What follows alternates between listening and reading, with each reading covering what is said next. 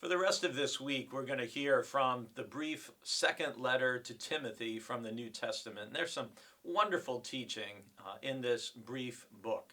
And our verse for today is one that I've come back to many times. It's 2 Timothy chapter 1, verse 7. It's about the spirit that God gives us. For God did not give us a spirit of cowardice, but rather a spirit of power and of love and of self-discipline. That verse gets translated in different versions of the Bible in slightly different ways. The word cowardice is sometimes translated a spirit of fear, and the phrase of self-discipline is sometimes translated as a sound mind. But either way, this verse offers powerful encouragement to us. First of all, that God does not give us a spirit of cowardice or fear. So when we feel either of those rising up within us, fear that would hold us back, fear that would prevent us from making a decision or having a conversation or taking an action or trying something new, when we feel cowardice within us, when we feel ourselves drawing back from a challenge or a battle, that is not the spirit that God gives us.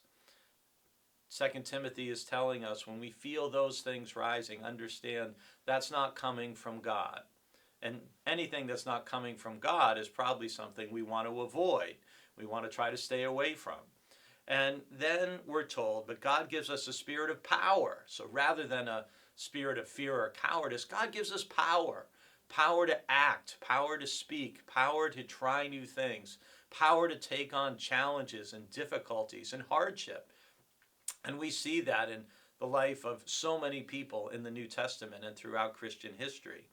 But it's power that is tempered and shaped always by love.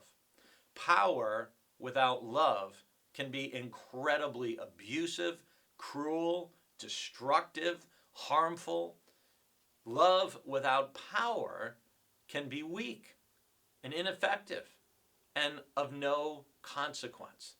God gives us a spirit of both power and love. I sometimes think of the movie Back to the Future and the theme song, The Power of Love. That's kind of what we're being told here. And also a third thing of self-discipline or a sound mind. So power, strength, energy for doing things, love, which motivates us always to seek the best of God and of the other, and self-discipline. We channel power and love in ways that are fruitful and productive and effective and helpful. That's the spirit that God gives us. Not a spirit of fear or cowardice, a spirit of power and of love and of self-discipline.